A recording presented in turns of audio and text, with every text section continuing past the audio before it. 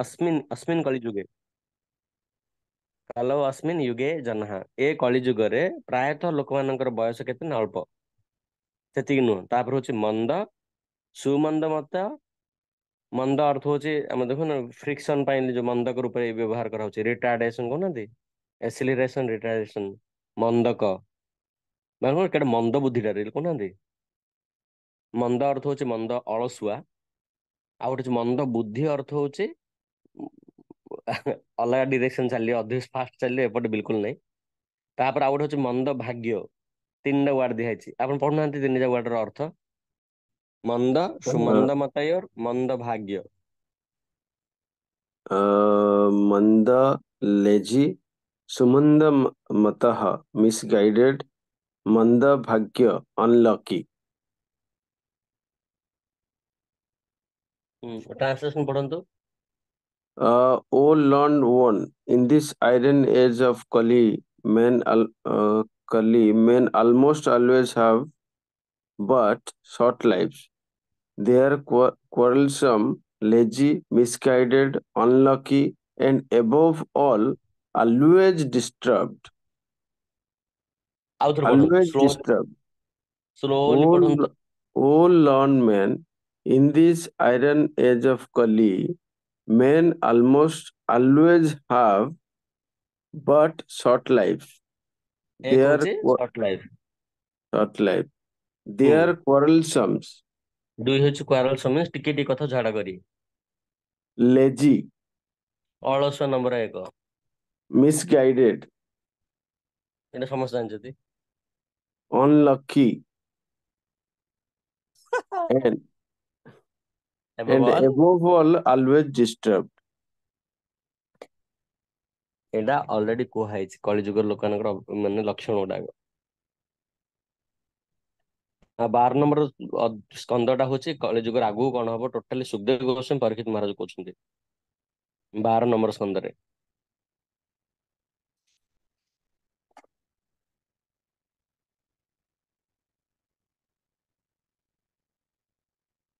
Which ମାନେ ଏଇଟା ସେ ଆଗରୁ ଏଇଟା କୁହାହେଇଯିବ ଯେତେବେଳେ ପଠା ହେଲା ପ୍ରଡକ୍ଟଟା। ହୁଁ ଆପଣ ଯୋଉଟା ପ୍ରଡକ୍ଟ ଦେଲେ ଫାଷ୍ଟ କହିଦଉଛନ୍ତି ନା ନା ପ୍ରଡକ୍ଟ ୟୁଜ କଲା ପରେ ତମେ ଜାଣିବ ବୋଲି କହୁଛନ୍ତି ମାନେ ଏଇଟା ଫିଚର ଯାକ ଭଲ ଭଲ ଫିଚର ଯାକ। ହଁ ଆମେ ଯେମିତି କହୁଛନ୍ତି ପ୍ରଡକ୍ଟର ଫିଚର କହୁଛନ୍ତି କଣ କଣ ଅଛି ହେଲା କେମିତି କହୁଛନ୍ତି R&D କରିକି କହୁଛନ୍ତି ୟେସ୍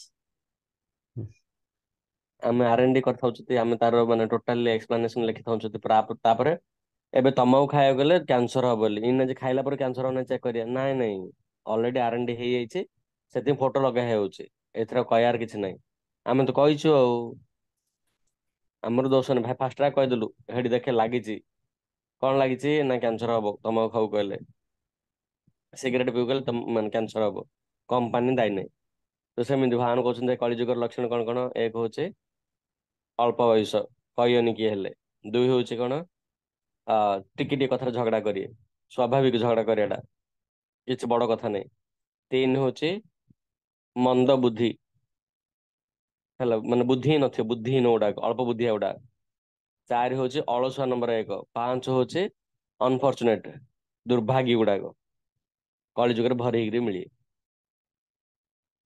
ସେ ଲଗେଇ ଦେଇଛି ଷ୍ଟିକରରେ ଆଉ ଆଉ ସୁଶାନ୍ତ ବରୁ କେତେ କୋଶ୍ଚିନ୍ ପଚାରିଲେ କୁଆଡେ ଷ୍ଟିକର ଲାଗିଛି ବୁଝିଲେ ମାନେ ମନ୍ଦ ଭାଗିଗଲେ ପ୍ରଭୁ ସିମ୍ପଲ ଦେଖୁନାହାନ୍ତି କି ଗୋଟେ ଫ୍ୟାମିଲି ସାଥି ରହିପାରୁନି ତାଠୁ ବଡ ଆଉ କଣ ସୌଭାଗ୍ୟ ମାନେ କହୁନାହାନ୍ତି ସ୍ୱାମୀ ସ୍ତ୍ରୀ ସାଥିରେ ରହିପାରୁନାହାନ୍ତି ବାପା ମା ସହିତ ପିଲା ରହିପାରୁନି ପିଲା ଛଡା ହଉଛି କୋଉଠେ ବାପା ରହୁଛି କୋଉଠେ ମା ରହୁଛି କୋଉଠେ ଏଇଟାକୁ କଣ ସୌଭାଗ୍ୟଶାଳୀ କହୁଛନ୍ତି କିନ୍ତୁ ତା ଇଣ୍ଡିପେଣ୍ଡେଣ୍ଟ କେମିତି ହେବେ ବ୍ରୋ? ଆଁ, ଆଁ, ଆଁ? ପିଲାମାନେ ଇଣ୍ଡିପେଣ୍ଡେଣ୍ଟ କେମିତି ହେବେ ନ ଛାଡ଼ିଲେ ସବୁ କଲେ? ଇଣ୍ଡିପେଣ୍ଡେଣ୍ଟ ଆମର ପିଲାମାନେ ଇଣ୍ଡିପେଣ୍ଡେଣ୍ଟ ହଉଥିଲେ ପ୍ରଭୁ ଆମ ଜେଜେବାପା ନେଇକି ସେମାନେ ଡିପେଣ୍ଡ ନଥିଲେ ଇଣ୍ଡିପେଣ୍ଡେଣ୍ଟ ଥିଲେ ଇଣ୍ଡିପେଣ୍ଡେଣ୍ଟ ର ଅର୍ଥ ହିଁ ଜାଣିନାହାନ୍ତି ଆମେ ନା ଆମେ ଜାଣିନୁ ଫାଷ୍ଟ। ହଁ ସେଇଟା କହୁଛି ନା ଇଣ୍ଡିପେଣ୍ଡେଣ୍ଟ ଅର୍ଥ ହଉଛି ଇନଡିପେଣ୍ଡେଣ୍ଟ ମାନେ ଇଣ୍ଟରଡିପେଣ୍ଡେଣ୍ଟ ନା ଦିଟା ଯାକ ରହୁଛି ଇନଡିପେଣ୍ଡେଣ୍ଟ ଦି ଜଣ ଜଣେ ବିନା ଚଳିପାରିବେନି। ଆପଣ ଗଭର୍ଣ୍ଣମେଣ୍ଟ ଉପରେ ଡିପେଣ୍ଡ ଅଛନ୍ତି, ଗଭର୍ଣ୍ଣମେଣ୍ଟ ଆପଣ ଉପରେ ଡିପେଣ୍ଡ ଅଛନ୍ତି। ଆପଣ କମ୍ପାନୀ କହିବେ ଯେ ମୁଁ ଇଣ୍ଡିପେଣ୍ଡେଣ୍ଟ ଚଲେଇ, ନାଇଁ ନାଇଁ, ତାକୁ ଦରକାର ଷ୍ଟାଫ କୁ ଦରକାର ପଇସା। ବୁଝିପାରିଲନି, ଦି ଜଣ ଯାକ ଡିପେଣ୍ଡେନ୍ସି ଅଛି, ମ୍ୟୁଚୁଆଲ ଡିପେଣ୍ଡେନ୍ସି ଅଛି। ଯିଏ ଯେତେ ଗୀତ ଗାଉଛି କହିବ ଆମେ ଇଣ୍ଡିପେଣ୍ଡେଣ୍ଟ ହେଇଗଲୁ, ନାଇଁ ଆଉ କାହା ଉପରେ ଯାଇ ଡିପେଣ୍ଡ ହେଇଥିବେ। ନିଜ ପାଖରେ ତ କିଛି ନାହିଁ। ଫାଷ୍ଟ ପାଣି ଅଛି କି ଆମ ପାଖରେ? ନାଇଁ। ପାଣି ଆମ ପାଖରେ ଅଛି କି? ନାଇଁ। ତ ଆମେ ଡିପେଣ୍ଡ କଲେନି, ପାଣି କିଏ ଦୌଡ ଦବ। ଗ୍ରୋସରୀ ଆମ ପାଖରେ ଅଛି କି? ନାଇଁ। ଚାଷୀ ଉପରେ ଡିପେଣ୍ଡ କଲେ। ଦେହ ଖରାପ ହେଲେ ମେଡିସିନ ଆମ ପାଖରେ ଅଛି କି? ନାଇଁ। ଡକ୍ଟର ଉପରେ ଡିପେଣ୍ଡ କଲେ। ତ ସମସ୍ତ ଉପରେ ତ ଡିପେଣ୍ଡ କଲେ, ଆଉ କେମିତି କହୁଛନ୍ତି ଇଣ୍ଡିପେଣ୍ଡେଣ୍ଟ ହେଲି?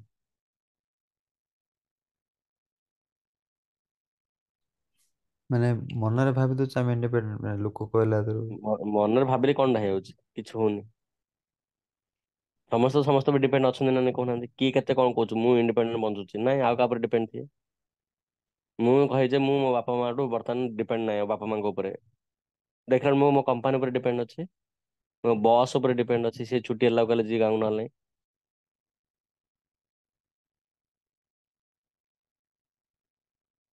Yes or no? କୋଉଠି ନା କୋଉଠି ରହିବା ଡିପେଣ୍ଡେନ୍ସ ପଡୁଛି। ଏ ଦୁନିଆର ଭାନ୍ସ ତିଆରି କରିଛନ୍ତି, ଇଣ୍ଡିପେଣ୍ଡେଣ୍ଟ ବଞ୍ଚି ପାରିବନି କେବେ ହେଲେ। ମାନେ ଆମର ଆଙ୍ଗୁଠି ଯାହା ଯେମିତି ବ୍ରୋ, ଇଣ୍ଡିପେଣ୍ଡେଣ୍ଟ ଗୋଟେ ହାତ ଭିତରେ ଅଛନ୍ତି ନା।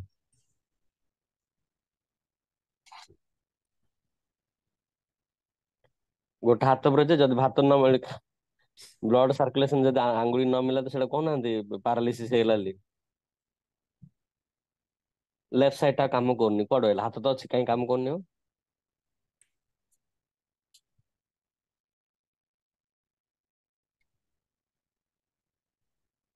ହଁ ନା ନାଇଁ? ହୁଁ। ଦାନ୍ତ କହେ ଯେ ମୁଁ କାହା ଉପରେ ଡିପେଣ୍ଡ ନାହିଁ, ନାଇଁ ଦାନ୍ତରେ ଡିପେଣ୍ଡ ଅଛି।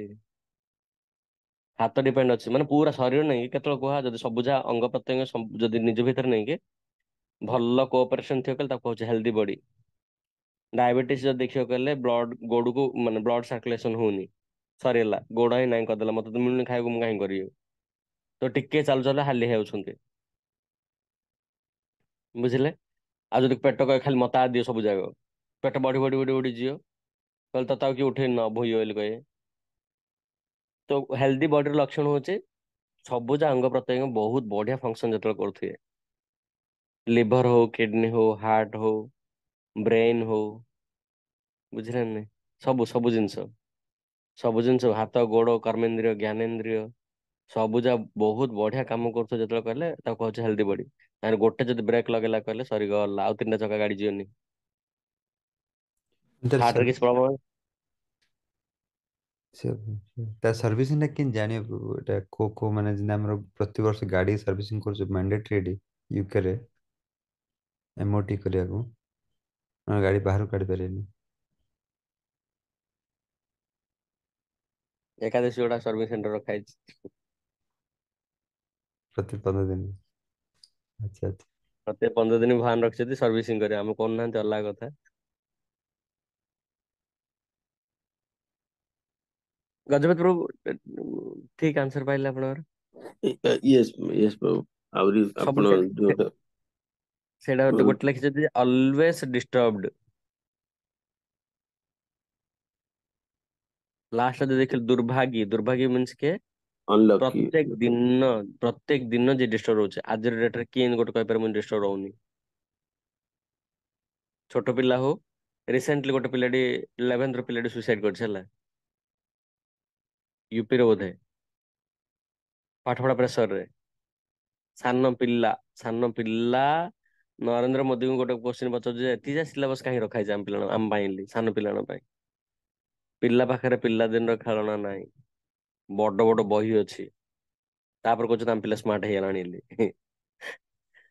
ବୁଝିଲେ? ତ ସବୁଠୁ ବଡ ଜିନିଷ ହଉଛି କଣ ନା, ଯୋଉ ଟାଇମରେ ଆମେ ଯୋଉଟା କରିବା କଥା ସେଇଟା କରିପାରୁନାହାନ୍ତି। ପିଲାଦିନେ ଖେଳିବା କଥା ଖେଳି ପାରୁନାହାନ୍ତି, ସନ୍ଧ୍ୟାବେଳୁ ବସିକି କଥାବାର୍ତ୍ତା ସେଇଟା ହେଇପାରୁନି। ସବୁ ଯାକ ଟାଇମରେ ଯୋଉ କାମ ହେବା କଥା ଆମେ ଅଫିସର କାମ ଟାଇମ ଟୁ ଟାଇମ ମେଣ୍ଟେନ କରିଦଉଛନ୍ତି, ଷ୍ଟ୍ରିକ୍ଟଲି ମେଣ୍ଟେନ କରୁଛନ୍ତି। ବଟ୍ ଜୀବନରେ ଟାଇମ ଟୁ ଟାଇମ ବଢିଆ ଥିଲା ଗୋଟେ ଆଗ କାଳର, ଏ ଟାଇମରେ ଏ କାମ କରିବ ସେଇଟା ଆମେ କରୁଛନ୍ତି କି ନାଇଁ?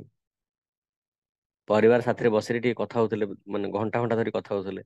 ଓକେ, ଆମ ଦ୍ୱାରା ହେଇପାରୁନି, ଗୋଟେ ଆଟଲିଷ୍ଟ 10-15 ମିନିଟ୍ ବାପା ମା ସ୍ୱାମୀ ସ୍ତ୍ରୀ ନାତି ନାତୁଣୀ ବସିକି କେତେବେଳେ ଟିକେ କଥା କରି ଦେଖିଥିବ ନାଇଁ। ଆଜି ଦୁନିଆର ସବୁଠୁ ବହୁତ ବଡ ଡାଇନୋସର ଦେଖିବା ଯାହା, ଆଜିର ଡେଟ ରେ ଗୋଟେ ଫ୍ୟାମିଲି ମିଶି ରହିବାଟା ଦେଖିବା ତାହା। ଆଉ କେତେ ଦିନ ଗଲେ ପଳେଇ ଆସିବା ସ୍ୱାମୀ ସ୍ତ୍ରୀ ମିଶି ରହିବା ଦେଖିବା ଡାଇନୋସର ଦେଖିଲା ଭଳିଆ ହେଇଯିବ। ଆମେ ସେପାରେଟ ରହୁଛୁ କହିଲେ ମାନେ ତାର ମିନିଂ ଚେଞ୍ଜ ହେଇ ପଳଉଛି। ମୁଁ ସେପାରେଟ ହେଇଗଲଣି ବା, ତା ଅର୍ଥ ହଉଛି ବାପା ମାଠୁ ସେ ଅଲଗା ହେଇଥିବ, ବା ଭାଇ ଭଉଣୀ ଠାରୁ ଅଲଗା ହେଇଥିବ। କିନ୍ତୁ ଆଜି ଡେଟରେ କହୁଛି ମୁଁ ସେପାରେଟ ରହୁଛି କହିଲେ ସ୍ୱାମୀ ସାଥେ ରହୁନି କି ସ୍ତ୍ରୀ ସାଥେ ରହୁନି, ମୁଁ ଏକୁଟିଆ ବୁଲୁଛି। ହେଲା, ସେଇଟା ହଉଛି ମନ୍ଦ ଭାଗ୍ୟ। ସବୁ କଷ୍ଟ କଲେ କିନ୍ତୁ ଫଳ କିଛି ଭୋଗି ପାରିଲେନି। ପାଠ ପଢାରେ ବଡ କଷ୍ଟ କରି କରି ସାର୍ଟିଫିକେଟ ଆଣିଲେ, ତାପରେ ଏଣ୍ଟ୍ରାନ୍ସ ବଡ କଷ୍ଟ କରି କରି ଚାକିରି ମଧ୍ୟ ପାଇଲେ, ଚାକିରିରେ ମଧ୍ୟ ଡ୍ୟୁଟି ବହୁତ କଷ୍ଟ କରି କରି ଟେନସନ ନେଇ ନେଇ ପଇସା ମଧ୍ୟ ଆଣିଲେ। କିନ୍ତୁ ଘରକୁ ଆଇଲା ବେଳୁ ଥାଳିରେ କିଛି ନଥାଉଛି, ଖାଲି ଥାଉଛି ଟେନସନ, ଏংଜାଇଟି ଏংଜାଇଟି ଏংଜାଇଟି। ତୁ କଣଟା, ତୁ କିଏ, ତୁ କିଏ ଆପଣ ଯଦି ଦେଖିଥିବେ ଗଛରେ ମାଙ୍କଡ ଡେଇଁଆରେ କହିଲୁ ପାଟି ମାଙ୍କଡ ଡେଉଁଥିବେ, ଯାହା ଘରୁ ଯିବ ସେତ ଚାଲିଛି, ମୁଁ ବଡ, ହୁଁ ହୁଁ, ମୁଁ କୋଉଠି କମ। ଆଜି ଡେଟ ଦେଖ ସବୁ ଯା ଏଜୁକେଟେଡ, ପ୍ରାୟତଃ ଏଜୁକେଟେଡ ଲୋକମାନଙ୍କ ଘରେ ଏମିତିଆ ଚାଲିଥିବ, ହୁଁ ହୁଁ ଚାଲିଥିବ। ମଜା କରିପାରିଲେ କୋଉଠି? ସବୁ ଯାକ କଷ୍ଟ କରିବା ମୂଳ ଲକ୍ଷ୍ୟ ଥିଲା ମଜା କରିବାଟା। ଯେତିକି ଯାହା କଷ୍ଟ କରିଥିଲେ ପାଠ ପଢା କ୍ୟାରିୟର ହଉ, ଚାକିରି କ୍ୟାରିୟର ହଉ, ବାହାଘର କ୍ୟାରିୟର ହଉ, ପିଲା ଜନ୍ମ କଲା ପରେ ସବୁ ଯାର ମେନ୍ ଏମ ଥିଲା ଟିକେ ମଜା କରିବେ। କିନ୍ତୁ ହୁଁ ଚକରରେ, ଅହଙ୍କାର ଚକରରେ କୋଉଠାରେ ପାଇଲିନି। ଯୋଉଠି ଧରିଲେ ବିଷୟ ମିଳୁଛି, ଯାହାକୁ ଧରିଲେ ବିଷୟ ମିଳୁଛି, ଯୋଉଠି ଗଲେ ବିଷୟ ମିଳୁଛି। ସେଇଟା ହଉଛି ମନ୍ଦ ଭାଗ୍ୟ। ତ ପ୍ରଭୁପାଦ କହୁଛନ୍ତି ସେଇ ଏଇ ଚାପ୍ଟର ଲେଖିଥିବେ, ପ୍ରଭୁପାଦ ଯଦି ଆପଣ ଦେଖିବେ ଲେଖିବେ, ପ୍ରଭୁପାଦ ଲେଖୁଛନ୍ତି ଯେ ସବୁଠୁ ବଡ କଷ୍ଟ ହଉଛି ଆଜିର ଡେଟରେ ଲୋକମାନଙ୍କର ଟୁ ମେଣ୍ଟେନ ଦ ଷ୍ଟାଟସ କୋ। ଜଣେ କଷ୍ଟ କାହିଁ ପାଉଛି ନା ନିଜର ଷ୍ଟାଟସ କୋ କୁ ମେଣ୍ଟେନ କରିବା ପାଇଁ। ବୁଝିଲେ, ନିଜର ଷ୍ଟାଟସ କୋ କୁ ମେଣ୍ଟେନ କରିବା ପାଇଁ। ଆପଣ ଯଦି ପ୍ରତ୍ୟେକ ମ୍ୟାଚରେ 100 ଲେଖା ବାଡେଇ ଦେଇଥିବେ 4ଟା ମ୍ୟାଚରେ, ତାପରେ ଆପଣଙ୍କ ପାଖରୁ ଲୋକ ଆଶା ରଖିଛନ୍ତି ନେକ୍ସଟ ମ୍ୟାଚରେ ମଧ୍ୟ ଆପଣ 100 ବାଡିବେ। ଆପଣ ମଣିଷ ଭଳିଆ ଭାବୁନାହାନ୍ତି, ମସିନ କରିଦେଲେଣି। ମସିନ ସବୁଦିନ ଯଦି 6000 ପ୍ରିଣ୍ଟ ବାହାରୁଛି ପେପର କହିଲେ କାଲିକି 6000 ବାହାରିବ। କିନ୍ତୁ 2ଟା ମ୍ୟାଚ ଯଦି ଆପଣ 100 ବାଡେଇ ଦେଇଛନ୍ତି ମିନ୍ସ 3 ନମ୍ବର ମ୍ୟାଚରେ ମଧ୍ୟ 100 ବାଡେଇବେ। ଷ୍ଟାଟସ୍ କୋ ମାନେ କଣ bro? ମାନେ ଯୋଉ 6 ଖଣ୍ଡ କାଠ ସେଇଟା ନା କଣ? ନାଇଁ ଷ୍ଟାଟସ କୋ କହିଲେ ପ୍ରଭୁଜି ଆପଣ ଯୋଉ ସୋସାଇଟିରେ ବଞ୍ଚୁନାହାନ୍ତି ଷ୍ଟାଟସ, 6 ଖଣ୍ଡ ଆପଣ ମରଣ ଆଡେ ପଳେଇଲେଣି। ନାଇଁ ଗଲା ଷ୍ଟାଟସ କୋ ସେଟା କହିଲେ, ଷ୍ଟାଟସ୍ ନା। ଷ୍ଟାଟସ କୋ କହିଲେ ଏ ଦୁନିଆରେ ସିମ୍ପଲ ବଞ୍ଚିବା ପାଇଁ ହେଲେ ଷ୍ଟାଟସ ଦେଖେଇ ହଉଛି କହୁନାହାନ୍ତି, ଏତିକି ତ ଷ୍ଟାଟସ ମେଣ୍ଟେନ କରିବା କଥା। ଯେ ଆମେ କହୁଛନ୍ତି ଏଗୁଡା, ଏଇଟାକୁ କଣ ଷ୍ଟାଟସ। ସେଠି ମେଣ୍ଟେନ କଲା ବେଳୁ ଝାଳ ଝାଳ ବାହାରି ପଡୁଛି। ସେଠି ମେଣ୍ଟେନ କରିବା ପାଇଁ ଖାଲି ଆପଣ ବଢିଆ କ୍ଲାସ ଦଉଥିବେ କହିଲେ ଆପଣ ଆଶା ରଖିଛନ୍ତି ଯେ ଇଏ ବଢିଆ କ୍ଲାସ ଦେବେ। ସବୁଦିନ ଥୋଡି ନା, ମସିନ ଥୋଡି ନା, ମଣିଷ ନା, ଗୋଟେ ପ୍ରାଣୀ ନା, କେତେବେଳେ ଉପରୁ କେତେବେଳେ ତଳୁ, ନାଇଁ। କାଲି କ୍ଲାସରେ ବଢିଆ ଲାଗିଥିଲା ମିନ୍ସ ଆଜିର କ୍ଲାସ ଭଲ ଲାଗିବାର ଅଛି। କାଲି କୀର୍ତ୍ତନ ଭଲ କରିଥିଲେ, ଆଜି କୀର୍ତ୍ତନ ତାଠୁ ଆହୁରି ଭଲ ହବା ଦରକାର। କାଲି ଯଦି ପରଫମାନ୍ସ ଅଫିସରେ ଭଲ କରିଥିଲେ, ଆଜି ତାଠୁ ଆହୁରି ବଢିଆ ହବାର ଅଛି, ଆର ବର୍ଷ ଆହୁରି ବଢିଆ ହବାର ଅଛି। ନାଇଁ, ମସିନ ନୁହଁ। ସେ ଷ୍ଟାଟସ ମେଣ୍ଟେନ କରିବାକୁ ବଡ କଷ୍ଟ। ଯଦି ଆପଣଙ୍କର ଅଛି ଆଜି ମାର୍କେଟରେ, ଯଦି ଆପଣ ଟିକେ ବି ଢିଲା ହେଇଗଲେ କହିଲେ ଆପଣ ଟୋଟାଲ ଡାଉନ ହେଇଯିବେ। ଆପଣଙ୍କର ଫଲୋଅର ଅଛନ୍ତି ଆଜି 4 ଲକ୍ଷ କି 4 କୋଟି ଥିବେ, ଯଦି ଆପଣ ଟିକେ ବି ଗଡବଡ କରିବାକୁ କଲେ 4 କୋଟି 4,000କୁ ପଳେଇ ଆସିବେ। ତାପରେ ଆପଣ କାନ୍ଦିବେ ମୋ ଫଲୋଅର ଗଲେ କୁଆଡେ। ଯେବେ କାହାକୁ ଦେଖିନଥିବେ ମୋ ଫଲୋଅର କମି କମି ପଳେଇଲେ କୁଆଡେ। ସେ ଯୋଉ ସାନ ସାନ ରିଲ୍ସ ବନଉଛନ୍ତି 30 ସେକେଣ୍ଡ, ସେଇଥିରେ ଟେନସନ ଭରିକି ଅଛି। ସ୍କୁଲରେ 1 ନମ୍ବର ସବୁଦିନ ରହିବା ଗ୍ୟାରେଣ୍ଟି ନାହିଁ। ନବମ ଗଲା ପରେ ଯଦି 2 ପଳେଇ ଆସିଲେ ସେ ଷ୍ଟାଟସ ମେଣ୍ଟେନ କରିବା ପାଇଁ କଷ୍ଟ। 2 କାହିଁକି ଆସିଲୁ ତୁ? ବୁଝିଲେ, ସବୁ ଜାଗାରେ ଷ୍ଟାଟସ ମେଣ୍ଟେନ କରିବାଟା ହଉଛି ଆଜିର ଡେଟର ସବୁଠୁ ବଡ କଷ୍ଟ ହଉଛି ଷ୍ଟାଟସ ମେଣ୍ଟେନ କରିବାଟା। ଆପଣ ଯୋଉ ଯଦି କ୍ଲାସରେ ଥିଲେ କ୍ଲାସରେ, ଟିଉସନରେ ଥିଲେ ଟିଉସନରେ, ଯୋଉ ଫିଲ୍ଡକୁ ଯିବେ, ମନ୍ଦିର ହଉ, କୀର୍ତ୍ତନ କରୁଥିବେ କହିଲେ ବଢିଆ କୀର୍ତ୍ତନ କରୁଥିଲେ, ନାଇଁ ସେ ଗଳା ବାବା ମସିନ ନାହିଁ, ସବୁଦିନ ସିଧା ସିଧା ବାହାରିବ। ସେଇ ଗଳାଟେ କଫ ହେଲେ କେତେବେଳେ ବାହାରିବ, ଥଣ୍ଡା ହେଲେ ହେଇପାରେ, କିଛି ବହୁତ କିଛି ଅଛି, ସବୁଦିନ ସେମିତିଆ ଟ୍ୟୁନ ବାହାରିଲେ ମାନେ ନାହିଁ। କିନ୍ତୁ ଲୋକ ଆଶା ରଖିଛନ୍ତି କଣ, ନାଇଁ ସେ ସେମିତିଆ ଗାଇବା ଦରକାର, ତାଠୁ ଆହୁରି ବଢିଆ ଗାଇବା ଦରକାର, ତାଠୁ କମ ଗାଇଲେ ଚାଲିବନି। ସେ ଲୋକମାନଙ୍କର ଏକ୍ସପେକ୍ଟେସନ କୁ ମେଣ୍ଟେନ କରିବାଟା ଖାଇବା କଥା ନୁହଁ। ଗୋଟେ ଷ୍ଟୋରି ଆପଣ ଖାଲି ପକେଇବେ ଗ୍ରୁପରେ, ମାନେ ଆପଣ ଇନଷ୍ଟାଗ୍ରାମରେ ଗୋଟେ ଷ୍ଟୋରି ପକେଇଲେ, ସପ୍ତାହ ଗୋଟେ ବା ଦିନକୁ ଗୋଟେ ଗୋଟେ ପକେଇଲେ, କେତେ ଦିନ ପକେଇବେ, କୁଆଡୁ ଷ୍ଟୋରି ଆଣିବେ? ତାପରେ ମୁଣ୍ଡ କାମ କରିବନି, ଭାବୁଥିବେ ଦିନ ଯା ମୁଁ କଣ କହି କାଲି, ମୁଁ କଣ କହି କାଲି, ମୁଁ କୋଉ ଷ୍ଟୋରିଟା କହି, କୋଉ ଷ୍ଟୋରିଟା କହି, କୋଉ ବହି ପଢିବି। ତ ଆପଣ ଏଂଜାଇଟି ରହିଲେ ନା ମଜା କଲେ, ଆପଣ ଯୋଉ 3 ମିନିଟ ମାନେ 30 ସେକେଣ୍ଡ ଗୋଟେ ଷ୍ଟୋରି କହିଥିବେ। ସହଜ ନାହିଁ। ଦୁନିଆର ସବୁଠୁ ଅଧିକ ଷ୍ଟ୍ରେସରେ କୋଉମାନେ ଅଛନ୍ତି ନା, ଯୋଉମାନେ ବହୁତ ଫେମସ ଅଛନ୍ତି, ଯୋଉ ଫିଲ୍ଡରେ ମଧ୍ୟ, କ୍ରିକେଟର ହଉ, ସ୍ପୋର୍ଟସରେ ହଉ, ମାନେ ସ୍ପିଚରେ ହଉ, ମୋଟିଭେସନାଲ ସ୍ପିକର, କାଲି କିଏ ଆଉ ଗୋଟେ ପିଇକିନା ବାହାରି ପଡିବ, ଆପଣ ଡାଉନ କରିଦବ। ତା ସହିତ କମ୍ପିଟ କଲା ପାଇଁ ହେଲେ ଆଉ ଥରେ ଏଂଜାଇଟି ଦରକାର, ଭରି ଭରିକି ଏଂଜାଇଟି ରହୁଛି। ଗୋଟେ ଏମିତି ଫିଲ୍ଡ ନାହିଁ ଯୋଉଠି ଏଂଜାଇଟି ନାହିଁ, ଗୋଟେ ନାହିଁ। ଆର ମୂଳ କାରଣ ହଉଛି we want to maintain our status को। ଯଦି ସେ ଷ୍ଟାଟସ୍ କୋ ବାହାର କରିଦେଲେ ଶାନ୍ତିରେ ବଞ୍ଚିବା। ଗାଁ ଲୋକମାନେ କୋଉଠି ଷ୍ଟାଟସ୍ କୋ ମେଣ୍ଟେନ କରି ଦେଖୁନାହାନ୍ତି। ୟେସ୍, ଗାଁରେ ହେଲେ 80% ହେଇଗଲାଣି ଆଜିର ଡେଟ୍ରେ। 20% ଲୋକ ଯୋଉମାନଙ୍କୁ ଖାଇବାକୁ ମିଳୁନି, ଡେଲି ଖଟିଲା ପରେ ଖାଉଛନ୍ତି, ସେମାନେ କୋଉଠି ଷ୍ଟାଟସ୍ ମେଣ୍ଟେନ କରିବେ? ସେଥିପାଇଁ ସେମାନଙ୍କର ନାହିଁ କିଏ ଫଲୋଅର, ଫ୍ୟାନ୍ ଫଲୋଅର ନାହିଁ, ତେଣୁକରି ସେମାନେ ରୋଡରେ ଶୋଇ ପଡୁଛନ୍ତି, ହେଲା ଟ୍ରେନ ପ୍ଲାଟଫର୍ମ ହେଲେ ଶୋଇ ପଡୁଛନ୍ତି, କୋଉଠି ହେଲେ ଶୋଇ ପଡିବେ, କୋଉଠି ହେଲେ ବସିପାରିବେ, କୋଉଠି ହେଲେ ଖାଇପାରିବେ, କାହିଁକି ନା ତାଙ୍କର ଷ୍ଟାଟସ୍ ନାହିଁ। ଆଉ ଯାହା ଷ୍ଟାଟସ୍, ଏଇଠି ବସିକି ଖାଉ କିଆ ବୁଝିଲେ, ଷ୍ଟାଟସ୍ ସେଇଟା ଖାଲି ସହଜ ୱାର୍ଡଟା ନାହିଁ, ବହୁତ ବହୁତ କଷ୍ଟ ପଡୁଛି। ଆପଣ ଦେଖୁଥିବେ ଜବ୍ ଗଲା ପରେ ସେ ଷ୍ଟାଟସ୍ ମେଣ୍ଟେନ କରିବା ପାଇଁ କେତେ କଷ୍ଟ ହଉଥିବ। ସୋସାଇଟିରେ ଆପଣ ଗୋଟେ ଥର ଷ୍ଟାଟସ୍ ହେଇଯାଇଥିବ, ତାପରେ ସେଇଟା କଣ୍ଟିନ୍ୟୁ କରିବା ଏତେ ସହଜ ନାହିଁ, ଏତେ ସହଜ ନାହିଁ, ଏତେ ସହଜ ନାହିଁ, ଝାଳ ବାହାରି ପଡିବ। ଏ ସବୁ ଯାଉଛି କଣ ନା, ଶାରୀରିକ ପରିଚୟ ହିସାବରେ ଆମେ ଷ୍ଟାଟସ୍ ମେଣ୍ଟେନ କରିବାକୁ ଚାହୁଁଛନ୍ତି, କିନ୍ତୁ ବାସ୍ତବରେ ଆମର ଷ୍ଟାଟସ୍ କୋଉଥିରେ ରହିବା ଦରକାର ନା, ମୁଁ ଜୀବାତ୍ମା, ଜଗନ୍ନାଥଙ୍କର ଅଂଶ ବିଶେଷ, ମୋର ସେବା ହେଲା ଜଗନ୍ନାଥଙ୍କର ସେବା କରିବାଟା, ମୁଁ କାହାକୁ ଦେଖିନି। ଏ ଦୁନିଆ ସବୁ ଜାଗା ଟାଇଟଲ ଗୁଡା ମିଳିଛି, ଇଏ ଏଇଟା କରିଦେଲା, ସିଏ ସେଇଟା କରିଦେଲା, ସିଏ ସେଇଟା କରିଦେଲା, ଜଗନ୍ନାଥ ସେଗୁଡା କିଛି ଦେଖୁନାହାନ୍ତି। ଜଗନ୍ନାଥ ଦେଖୁଛନ୍ତି ଆମ ହୃଦୟରେ କଣ ଅଛି, ଭାବର ଠାକୁର ସିଏ, ଭାବର ଠାକୁର, ଷ୍ଟାଟସ୍ କୋର ଠାକୁର ନୁହନ୍ତି। ଦୁର୍ଯ୍ୟୋଧନ ଷ୍ଟାଟସ୍ ତ ହାଇ ଥିଲା, ବିଦୁରଙ୍କ ଷ୍ଟାଟସ୍ ତ ଲୋ ଥିଲା, କିନ୍ତୁ ସେ କଦଳୀ ଛିଲକା ଖାଇଛନ୍ତି କୋଉଟା, ସେ ବିଦୁରାଣୀଙ୍କ ପାଖରେ। ଶବରୀମାର କଣ ଷ୍ଟାଟସ୍ ଥିଲା, ଧ୍ରୁବ ମହାରାଜଙ୍କ ବୟସ ଦୃଷ୍ଟିରେ କଣ ଷ୍ଟାଟସ୍ ଥିଲା, ଗଜେନ୍ଦ୍ରଙ୍କର କଣ ଷ୍ଟାଟସ୍ ଥିଲା, କୁବ୍ଜାଙ୍କର କଣ ଷ୍ଟାଟସ୍ ଥିଲା, ବୁଝିଲେ, କିଛି ଷ୍ଟାଟସ୍ ନାହିଁ ଭକ୍ତିରେ। ସେ ତେଣୁକରି ସବୁଠୁ ବହୁତ ସୁନ୍ଦର ହଉଛି ଯେତେବେଳେ ପ୍ରପାତ କରୁଛନ୍ତି, simple living high thinking. Simple living ହଉଛି ଷ୍ଟାଟସ୍ ମେଣ୍ଟେନ କରିବା ଚକ୍କରରେ ପଡନି, ଝାଳ ବାହାରି ପଡିବ। କାହିଁକିନା ଯେତିକି ଆପଣ କରିବେ ସେତିକି ଲୋକମାନେ ଏକ୍ସପେକ୍ଟେସନ ବଢେଇ ବଢେଇ ନେବେ, ଆହୁରି ଡେଇଁ, ଆହୁରି ଡେଇଁ, ଆହୁରି ଡେଇଁ। ଏ ବର୍ଷ 80% ଆଣୁଛୁ, ଆସନ୍ତା ବର୍ଷ କେତେ ଆଣିବୁ ରେ ବାପା? 70। ଚାଲିବ ନାହିଁ ଏମିତି, ଏମିତି ଭଲ ପିଲା ଏମିତି କରୁଛନ୍ତି କି? କମ ସେ କମ 85 ଆସିବା ଦରକାର। ୟେସ୍ ବାପା। ତାପରେ ଆସିଲା 85। ବାବୁ ଏଥର 9th ରେ କଣ ରଖିଛୁ ଏଇମ୍, ଟାର୍ଗେଟ କଣ ରଖିଛୁ? ନା 90% କହିଲେ ଗୁଡ ବୟ, 80% କହିଲେ ବ୍ୟାଡ ବୟ।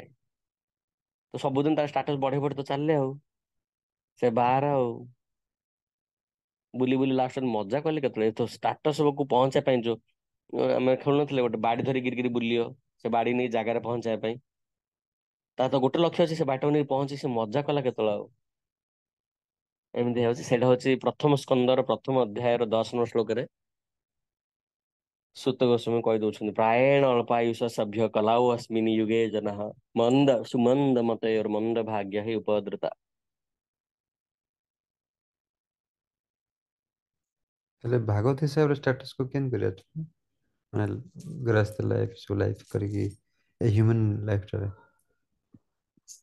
ବିଦୁରାଣୀ କଥା କୁହା ହେଲା କହୁଛି, ସବରୀ ମା କଥା କୁହା ହେଲା, ସିମ୍ପଲ ଲିଭିଂ ହାଇ ଥିଙ୍କିଙ୍ଗ କଥା କୁହା ହେଲା। ମାନେ ସବୁବେଳେ ସେ ମାଇଣ୍ଡ ଟା ଧରିକି ଆସି ବସେଇବାର ସେ ଭିତରେ, ମାଇଣ୍ଡ ଟା ଭାଗୁଥିବ ଆଉ ନା ଅନ୍ୟ କାହାଡେ। କାହା ଚକ୍କରରେ ପଡିଏନି କହୁଛି, କାହାକୁ ଆମେ ମାନେ ମେନ୍ ହଉଛି ଇମ୍ପ୍ରେସ କରିବା ଚକ୍କରରେ କଷ୍ଟ ପାଉଛନ୍ତି। ଜଷ୍ଟ ଏତିକି ଯା କଷ୍ଟ କରୁଛନ୍ତି କାହା ଗୋଟେ ଇମ୍ପ୍ରେସ କରିବା ପାଇଁ, ଆଉ କିଛି ନାହିଁ। ସିମ୍ପଲ ଭାଷା ଦେଖିବାକୁ ଗଲେ ଆମେ ଚାହୁଁଛନ୍ତି କାହା ଗୋଟେ ଇମ୍ପ୍ରେସ କରିବା ପାଇଁ, ତେଣୁକରି ଇମ୍ପ୍ରେସ କରିବା ତ ଖାଲି କହିଲେ ହଉନି, ସେତିକି କଷ୍ଟ କରିବାକୁ ପଡିବ। ସେତିକି କଷ୍ଟ କରିବାକୁ ପଡିବ। ବୁଝିଲେ? ଆଉ ସରଳ ଜୀବନ ଅର୍ଥ ହଉଛି ମୁଁ ଜଣଙ୍କୁ ଇମ୍ପ୍ରେସ କରିବାକୁ ଚାହୁଁଛି ମୋ କାଳିଆକୁ। ସ୍କୁଲରେ ଆମେ ଇମ୍ପ୍ରେସ କରିବାକୁ ଚେଷ୍ଟା କଲେ ସାର୍ ମାନଙ୍କୁ ବା ଗର୍ଲଫ୍ରେଣ୍ଡ କୁ ବୟଫ୍ରେଣ୍ଡ କାହାକୁ ଗୋଟେ ଇମ୍ପ୍ରେସ କରିବା ପାଇଁ, ସେଇ ହିସାବରେ ତ ଆମର ଲୁକ୍ ଚେଞ୍ଜ କଲେ, ପ୍ୟାଣ୍ଟ ସାର୍ଟ ଚେଞ୍ଜ କଲେ, ଷ୍ଟାଇଲ ଚେଞ୍ଜ କଲେ, ଲାଇଫ ଷ୍ଟାଇଲ ଚେଞ୍ଜ କଲେ, କଣ ଚେଞ୍ଜ ନ କରୁଛନ୍ତି। କିନ୍ତୁ ଭଗବାନ ପାଇଁ ଆମେ କିଛି ହେଲେ କରୁନାହାନ୍ତି। ମୁଁ ଆଜି ପର୍ଯ୍ୟନ୍ତ ଦୌଡିଥିଲି କାହାକୁ ନା ଏ ଦୁନିଆର ଲୋକମାନଙ୍କୁ ଇମ୍ପ୍ରେସ କରିବା ପାଇଁ। ଏବେ ମୁଁ ଦୌଡ଼ିବି ଜଗନ୍ନାଥଙ୍କୁ ଇମ୍ପ୍ରେସ କରିବା ପାଇଁ। ଆଉ ଜଗନ୍ନାଥ ଇମ୍ପ୍ରେସ କରିବା ପାଇଁ କେତିକି କଷ୍ଟ କରିବାକୁ ପଡିବ? କିଛି ନାହିଁ, କିଛି ନାହିଁ। ଯାହା ରୋଷେଇ କରି ଭଗବାନ ଟିକେ ଭୋଗ ଲଗେଇବା କଥା, ବୁଝିଲେ, ବସି ଟିକେ ନାମ କରିବା କଥା, ଭାଗବତ ଟିକେ ପଢିବା କଥା।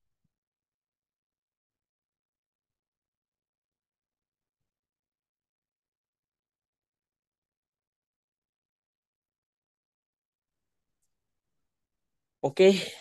ମାନେ ଆମ ନେକ୍ସଟ ଜେନେରେସନ ମଧ୍ୟ ଏଇ ଜିନିଷଟା ଆମେ କଲେ ସେଇଟା ଫଲୋ କରିବେ ତାଙ୍କେ, କରନ୍ତୁ ନ କରନ୍ତୁ ଏଟଲିଷ୍ଟ ନିଜେ କରିବାକୁ ପଡିବ। ଯଦି ମନରେ ଆପଣ ଏବେ ସିମ୍ପଲ ବଞ୍ଚିକି ଯଦି ଆପଣ ଖୁସିରେ ଅଛନ୍ତି କହିଲେ ଅନେକ। ଏବେ ମୁଁ ଜଣେ ଡକ୍ଟର ଅଛନ୍ତି କୋରାପୁଟରେ, ତାଙ୍କ ସାଙ୍ଗ ଗୋଟେ ଗୋଟେ ହସ୍ପିଟାଲ ଖୋଲି ସାରିଲେଣି ହେଲା। ତାଙ୍କ ପ୍ରାୟତଃ ସାଙ୍ଗ ସେଭେନ ହିଲ୍ସ, ଆପଲ, ସୋଅମ କେତେ କୁଆଡେ ହସ୍ପିଟାଲ ଖୋଲି ସାରିଲେଣି ହେଲା। ତାଙ୍କ ସାଙ୍ଗ ଗୁଡାକ ଇଏ ଆସିଷ୍ଟାଣ୍ଟ ଆସୋସିଏଟ ପ୍ରଫେସର ଅଛନ୍ତି।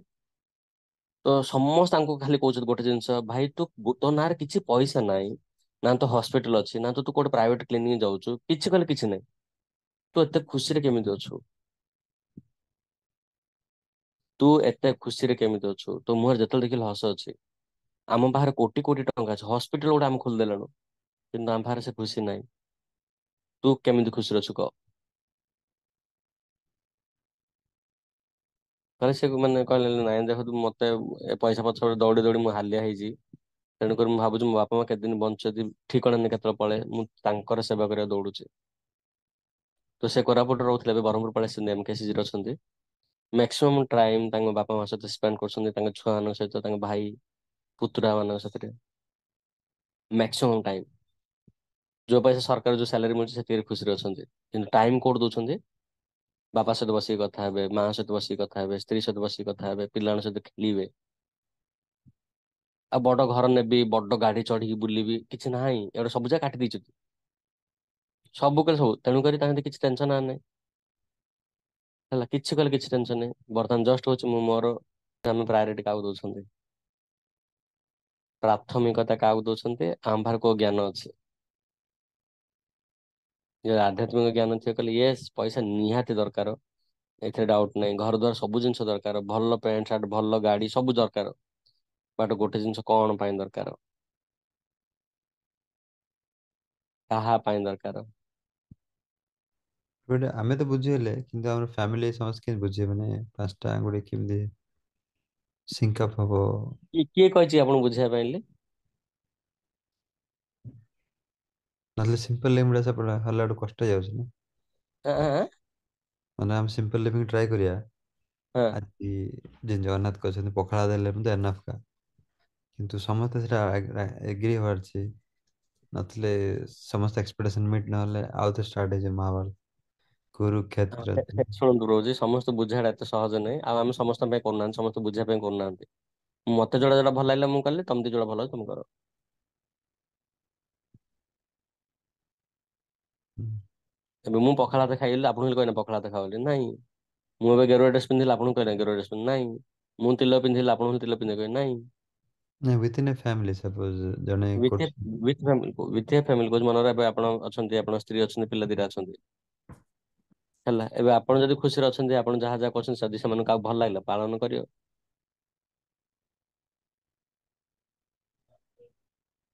ଆଉ ଖାଲି ପ୍ରାର୍ଥନା କରିପାରିବା, ମାନେ ଚାଣ୍ଡି କୃଷ୍ଣ ପ୍ରାର୍ଥନା କରିକି ସାର୍କିଟ ଆଉ ଚେଞ୍ଜ। କଣ କରିପାରିବ? ଆଉ କଣ କଥା ତ କିଛି ଶୁଣିବନି ଆଉ। ଆପଣ ବାୟା ହେଲେ କୁହ ଆଉ। ବାୟା ପାଗଳ ହେଲେ। ସରଳ ଜୀବନକୁ ଆମେ କମ୍ପ୍ଲିକେଟେଡ କରି କରି ଯାଉଛନ୍ତି, ଯେତିକି ପାଠ ପଢୁଛନ୍ତି ସେତିକି ଆମର ସରଳତା ପଳଉଛି। କମ୍ପ୍ଲିକେସନ ବଢେଇ ବଢେଇ ବଢେଇ ବଢେଇ, ଆଉ ତାପରେ ମୋ ପାଖରେ ତ ଟାଇମ ନାହିଁ ଆଉ। ସ୍ତ୍ରୀ କି ଦବାକୁ ଟାଇମ ନାହିଁ, ବାପା ମାଙ୍କୁ ଟାଇମ ନାହିଁ, ପିଲାକୁ ଦବାକୁ ଟାଇମ ନାହିଁ। ଏ ଟାଇମ ଗୁଡା କିଏ କହିଥିଲେ ନିଇ ବିକି ଦେ ବୋଲି? ନାଇଁ, ଆମେ ମାନେ ପ୍ରାୟୋରିଟି ଦଉନାହାନ୍ତି ଫ୍ୟାମିଲିକୁ, ପ୍ରାୟୋରିଟି ଦଉନାହାନ୍ତି ନିଜ ଶରୀରକୁ। ଖଟଉଛନ୍ତି ଶରୀରକୁ। କେତେ ଦିନ କରିବା? 50, 55, 60। ତାପରେ ଯୋଉଦିନ ଗାଡି ଧକ୍କା ମାରିଲା, ଶରୀର ଧକ୍କା ମାରିଲା, ସେଦିନ ଆଉ ଆଗକୁ କିଏ ହେଲେ ଯାଇପାରିବନି। ସବୁ ଯା ରିଭର୍ସ ହେଇଯିବ। ଯାହା ଯାହା ପଇସା କମେଇଥିବ ସବୁ ଯାହା ହସ୍ପିଟାଲ ପଳେଇବ। ଶରୀର ସହିତ ଯଦି ଆମେ ଟାଇମ ପାସ୍ କରିଥିବା, ଖେଳିଥିବା ଶରୀର ସହିତ, ଯେମିତି ଇଚ୍ଛା ତାକୁ ଫଙ୍ଗାଡିଥିବା, ଯେମିତି ଇଚ୍ଛା ତାକୁ ଯୋଉଟା ପଡିଲା ସେଟା ଖାଇଥିବା, ଯେମିତି ଚାହିଁଥିବା ସେମିତି ବ୍ୟବହାର କରିଥିବା ଶରୀରକୁ, ଶରୀର ପାଇଁ ମାନେ କିଛି ରୁଲ୍ସ ରେଗୁଲେସନ ଫଲୋ ହିଁ କରିନଥିବା, ତାହେଲେ ଶରୀର ଆଜି ନହେଲେ କାଲି ତ ଦବ ଆଉ। ତ ସେଇଟା ହଉଛି brain haemorrhage, brain stroke, heart stroke. ହଁ ନା, ଗଲା, କିଛି କରିପାରିବନି। କିନ୍ତୁ ଆମର କିଛି କଲେ କିଛି ଇନ୍ସୁରାନ୍ସ କରିପାରିବନି। ନା ବ୍ରୋ ଏସବୁ ଆଁ? କରିବାକୁ? ଇନ୍ସୁରାନ୍ସ ରଖି ହେଇଥାଉଛି ନା, ଟେନସନ ନଥାଉଛି। ହଁ। ତାପରେ ଆପଣ କଣ ଖାଇଲେ ଆଜି ଜାଣିନାହାନ୍ତି ତ ଇନ୍ସୁରାନ୍ସ କଣ ନା କରିବ? ଆଜି ଡେଟ୍ରେ କାହାର ନା କାହା ଜୀବନରେ କେତେବେଳେ ନା କେତେବେଳେ ଆସିବ ଏଇଗୁଡା।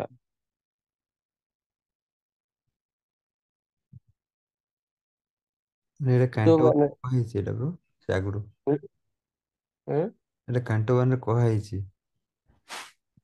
ସେଇଟା ବୋଧହୁଏ ଗଜପତିରୁ ପଢିଲେ ନା, ମୁଁ କହୁଛି ନା ଏଗୁଡା। ମୁଁ ପ୍ରଭୁଜୀ ଟିକେ ପଢିଦେବାକୁ ଚାହୁଁଛି betterment of this. Uh, uh, in the Kali Yuga, the whole atmosphere is surcharged with faithlessness. Men are no longer interested in spiritual values. Material sense gratification is now the standard of civilizations. For the maintenance of such material civilizations, man has formed complex nations and communities, and there is a constant strain of hot and cold wars between these different groups. It has become very difficult, therefore, to raise the spiritual standard due to the present distorted values of human society. The sages of Naimisaranya are anxious to disentangle all fallen souls, and here they are seeking the remedy from Srila Suta Goswami.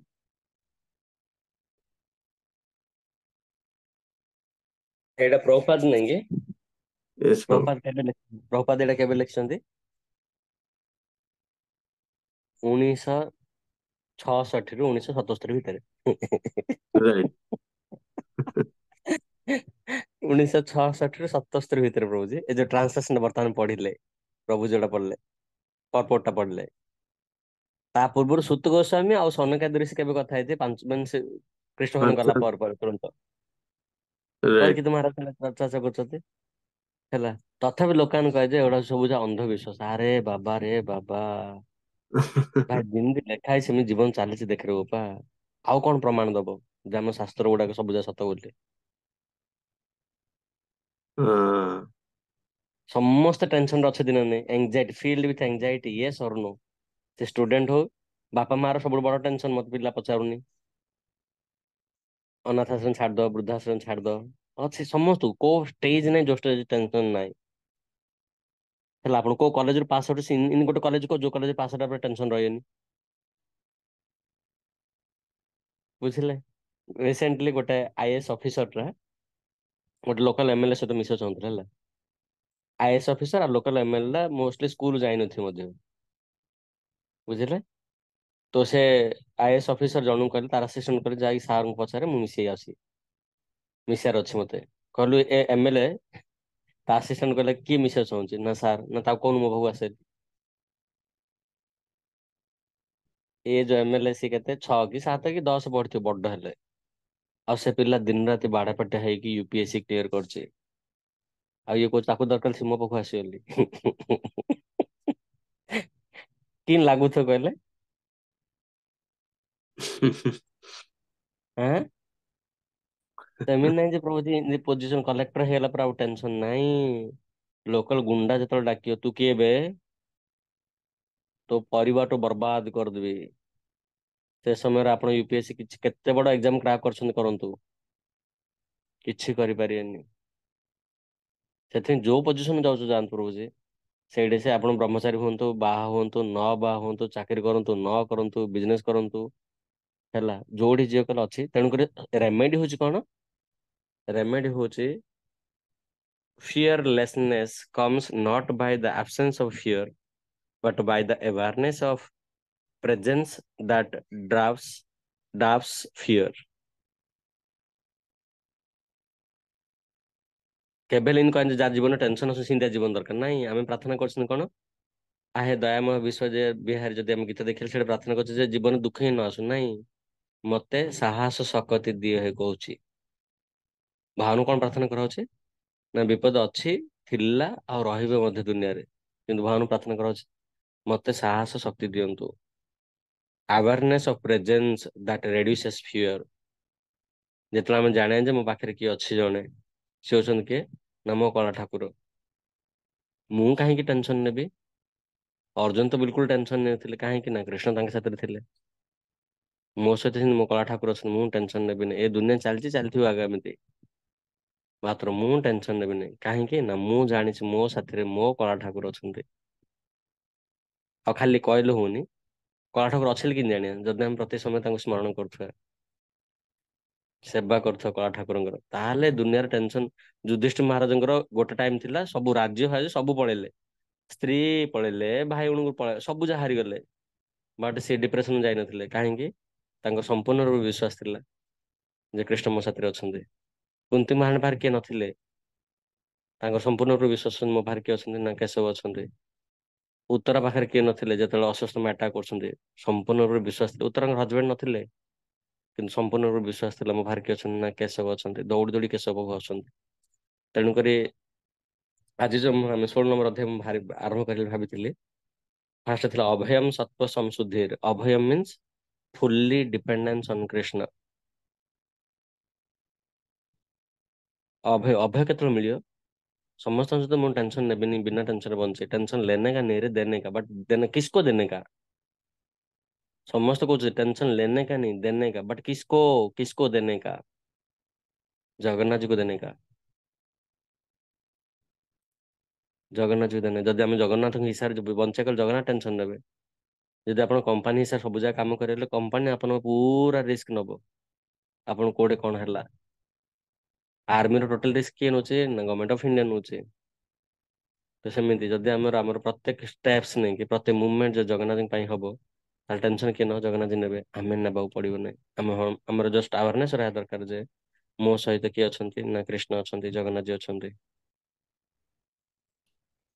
କିନ୍ତୁ ଆମେ କେମିତି ଜାଣିବା ଆମେ ଜଗନ୍ନାଥ ହିସାବ କି ରାମ ହିସାବ କୃଷ୍ଣ ହିସାବରେ ବଞ୍ଚୁଛେ ବୋଲି? ସମସ୍ତେ ସମସ୍ତ ମାନେ ଲଭ୍ କରୁଛନ୍ତି, but ତାଙ୍କ ହିସାବରେ କେମିତି ବଞ୍ଚୁଛନ୍ତି? କମ୍ପାନୀ ହିସାବରେ କେମିତି କାମ କରୁଛନ୍ତି, କି ଆଣ୍ଟି ପାର୍ଟି କାମ କରୁଛି କମ୍ପାନୀର?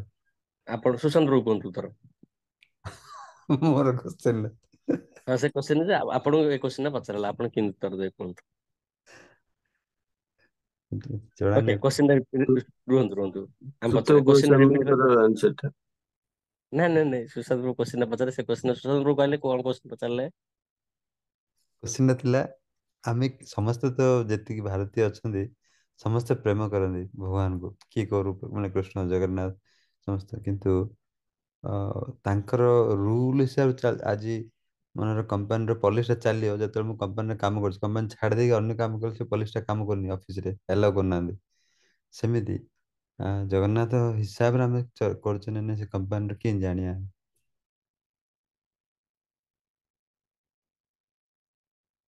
ହଁ, କା- ଏ କୋଶ୍ଚିନ୍ ବର୍ତ୍ତମାନ ଆପଣ ଆନ୍ସର ଦିଅନ୍ତୁ ସୁଶାନ୍ତ ମୁଁ ବାବୁ। ଆପଣ କିଏ ଗୋଟେ କୋଶ୍ଚିନ୍ ପଚାରିଲା, same question, how you are going to answer this? ମୁଁ ଭାବୁଛି କି ଫାଷ୍ଟ ଯେମିତି କମ୍ପାନୀର ରୁଲ୍ସ ରେ ସାଇନ୍ କରୁଛି, ଆଇ ଏଗ୍ରି ବୋଲି ମାରି ଦଉଛି ବଟନ୍ ଟା, ତା ଭିତରେ ଡକ୍ୟୁମେଣ୍ଟ ଅଛି ବହୁତ ସାରା। ତା ଭିତରେ ଲେଖା ହଉଛି ଯେ ମାନେ କୃଷ୍ଣ ଜନ୍ମ ଆସିକିରି ଯେମିତି ଶିଖେଇଲେ ବାଲ୍ୟ ଲୀଳା କେମିତି ହେଲା, ତାଙ୍କୁ କଣ କରୁଥିଲେ, ତାପରେ ଅର୍ଜୁନଙ୍କୁ ବତେଇଲେ ଲାଇଫର ଗୀତା ଥ୍ରୋରୁ କି ଏଭ୍ରିଡେ ପ୍ୟାଟର୍ନ କେମିତି ରହିବା ଦରକାର, ଆଉ ନାମ କେମିତି ମାନେ ଯେତେ ଯାହା ବିଜି ଥିଲେ ହେଲେ ନାମଟି କେମିତି କରିପାରିବା। ଯଦି ଆମେ ପିଲାମାନଙ୍କ ଉପରେ କାହା ଉପରେ ବାରି ହଉଛେ କି ଯାହା ଉପରେ ମଧ୍ୟ କିଛି ଭଲ ଚାହୁଁଛେ, ଯଦି ତାଙ୍କ ପ୍ରତି ଟିକେ ଭଗବାନ ଜଣେଇବା ସେଠି, ମାନେ ଯେମିତି ତାକୁ ଯେମିତି ୱାଇଫାଇଟା ଦେଲେ ଯେ ଆସିଲା ଆମ ଘରକୁ ତା ୱାଇଫାଇ ପାସୱାର୍ଡ ସେ ୱାଇଫାଇ କନେକ୍ଟ କରିପାରୁଛି, ସେମିତି ଭଗବାନ ଜଣାଇଲେ ସେଟା ଡାଇରେକ୍ଟଲି ଇଣ୍ଟରନେଟଲି କନେକ୍ଟ ହେଇଯିବ ସର୍କିଟ ଭିତରୁ। ଆଉ ଆଉ ଯୋଉ କହିଲେ ପ୍ରସାଦ ଖାଇବା, ଯୋଉଟା ଭଗବାନ ପସନ୍ଦ ସେଇ ଜିନିଷ ହିଁ କରିବା ଚେଷ୍ଟା କରିବା।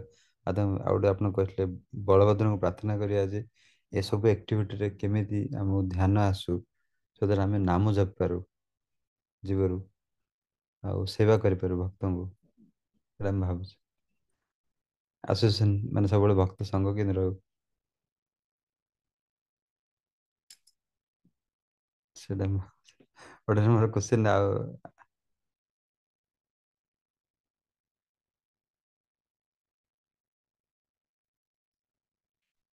ମାନେ ଡାଇଟ୍ ଟା ବହୁତ ଇମ୍ପୋର୍ଟାଣ୍ଟ ଆମର। जैसा खाएंगे अन्न वैसा बनेगा मन।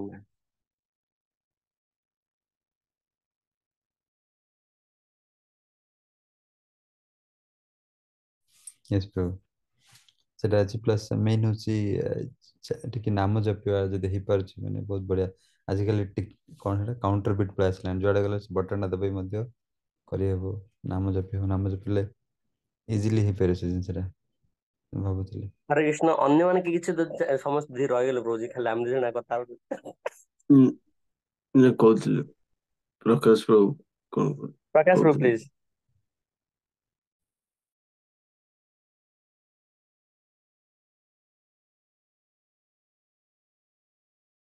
जय जगन्नाथ ସମସ୍ତଙ୍କୁ। Question again please.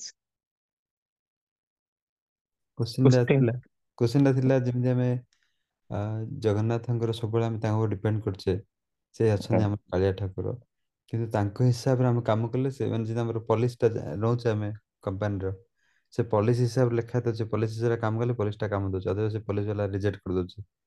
ତ ଆମେ ଜଗନ୍ନାଥ ବହୁତ ପ୍ରେମ କରୁଛେ, କିନ୍ତୁ ଜଗନ୍ନାଥ ହିସାବରେ ଯୋଉଠି ଯିବା ମାନେ ଯୋଉ ଜାଗା ଗଲେ ଯୋଉ କାମ କଲେ ତାଙ୍କ ହିସାବରେ କରୁଛେ ନା ନାଇଁ, ସେ ପଲିସିଟା କାମ ଦେବ ନା ନାଇଁ, ସେ ଟାଇପ୍ର ସେଟା କେମିତି ମାନେ ଜାଣି ହବ ଆମେ ଫାର୍ଷ୍ଟ ଅଫ୍ ଅଲ୍ ଆମେ ପ୍ରତିଦିନ got you so I think obviously main ଜିନିଷ ହଉଛି ଜଗନ୍ନାଥଙ୍କର ଯୋଉ ସବୁ ପ୍ରିୟ ଜିନିଷ ଯାହା ଯାହା ଅଛି, ଏମିତି ଜଗନ୍ନାଥଙ୍କୁ ପାଇବା ପାଇଁ ଫାର୍ଷ୍ଟ ଅଫ୍ ଅଲ୍ ଆମେ ଗୋଟେ ଦେଖୁଛେ କି ଅନ୍ୟ କୋଉମାନେ ପାଇଛନ୍ତି। ଫାର୍ଷ୍ଟ ଗୋଟେ ଭିଜିବିଲିଟି ଦେଖୁଛେ କି ଅନ୍ୟମାନେ ସକ୍ସେସଫୁଲି କୋଉମାନେ ପାଇଛନ୍ତି, କୋଉ ରୁଟ ରେ ଯାଇଛନ୍ତି, କେମିତି ପାଇଛନ୍ତି, ସେ ରୁଟ ଟା ଯାହା ଡେସ୍କ୍ରିପସନ ହେଇଛି, ଯୋଉଟା ବୁକ୍ ରେ ଲେଖା ହେଇଛି, ଯୋଉଟା ଆମ ପାଖକୁ ସେଟା ପହଞ୍ଚି ପାରୁଛି, ତାପରେ ଯାଇକି ଆମେ ସେଟାକୁ ଫଲୋ କରିପାରୁଛେ। କିନ୍ତୁ majority of us right now is not getting the actual pathway or the route. ବହି ଅଛି, ବହୁତ ଗୁଡେ ବହି ଲେଖା ହେଇଛି, ବହି ପବ୍ଲିଶ ହେଇଛି, କିନ୍ତୁ ପଢିକି ତାକୁ ଡାଇଜେଷ୍ଟ କରିକି ତାକୁ କାମରେ ଲଗେଇଲା ଭଳିଆ କାପାବିଲିଟି ଆମର ନାହିଁ ବର୍ତ୍ତମାନ। କୋଉଟା କଣ କମ୍ପୋନେଣ୍ଟ ଟା ମିସିଂ ହଉଛି, ସେଟା ହଉଛି କି ଡେଡିକେଟେଡ ଗୁରୁ, ଆଉ ଗୋଟେ ହଉଛି ରୋଲ ମଡେଲ, ଯୋଉମାନେ କରିଛନ୍ତି, ଯୋଉମାନେ ସେ ପାଥୱେଟା ଫଲୋ କରିଛନ୍ତି।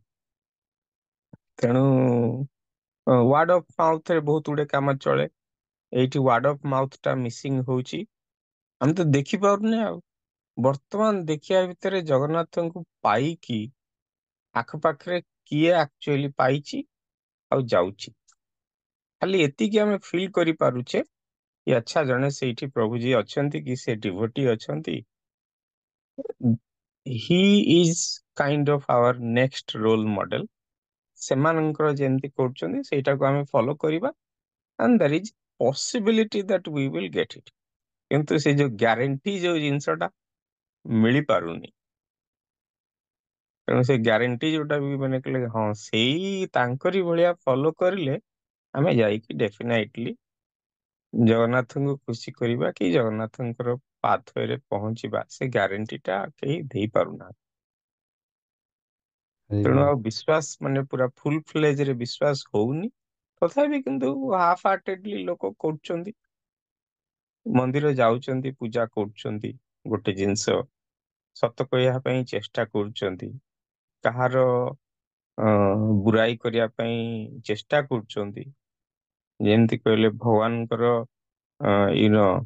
जो कहले एनिमल वर्ल्ड को एते तांकर भल पाउछंती तेणु से एनिमल वर्ल्ड को भी आमे चेष्टा करूछंती भल पाया ପାଇଁ so there are many things we are trying to do but problem is କିଛି ଗୋଟେ ଗ୍ୟାରେଣ୍ଟି ହିସାବରେ ଆମେ ଆଉ କରିପାରୁନେ ତେଣୁ କହିଲେନି ଆପଣ ଯଦି ଟିକେ କଣ କହିଲେ ସେ ଯୋଉ ପଲିସିର ଗୋଟେ ଛୋଟିଆଟେ ଅଛି ଯୋଉ ବଏଲରଟେ ଭାବନ୍ତୁ ଆପଣଙ୍କର ଘରେ ଯୋଉ ବଏଲର ଲାଗିଛି ବଏଲର ର 12 ଇୟର ପଲିସି ଅଛି ରିପ୍ଲେସମେଣ୍ଟ ର କିନ୍ତୁ ତାର ଗୋଟେ ଛୋଟିଆ ପ୍ରିଣ୍ଟ ଲେଖା ହେଇଛି you must do the annual servicing every year ଯଦି ଆପଣ ମଝିରେ ଗୋଟିଏ ବର୍ଷ ଆନୁଆଲ ସର୍ଭିସିଂ ଭୁଲି ଯାଇଛନ୍ତି 8 ନମ୍ବର ବର୍ଷରେ ଆପଣଙ୍କର ବଏଲର ଗଲା କାମକୁ ଗଲା ଆପଣ ଡେମନଷ୍ଟ୍ରେଟ କରି ପାରିଲେନି 8 ବର୍ଷ ଭିତରେ ସବୁ ବର୍ଷ ଆପଣ ତାକୁ ସର୍ଭିସିଂ କରିଛନ୍ତି ତେଣୁ ଆପଣ ଗଲା ପଲିସି ଗଲା ରିପ୍ଲେସମେଣ୍ଟ ସବୁ କିଛି ଥିଲା କିନ୍ତୁ ଆପଣ ଛୋଟିଆ ମିଷ୍ଟେକ ଟେ କୋଉଠି ଗୋଟେ ରାସ୍ତାରେ କରିଦେଲେ ତାପରେ ଆପଣଙ୍କର ପଲିସି କ୍ୟାନସଲ ହେଇଗଲା ସୋ ଏକ୍ଜାକ୍ଟଲି ସେଇଭଳିଆ ଷ୍ଟାଇଲରେ ଆମେ ଅପରେଟ କରୁଛନ୍ତି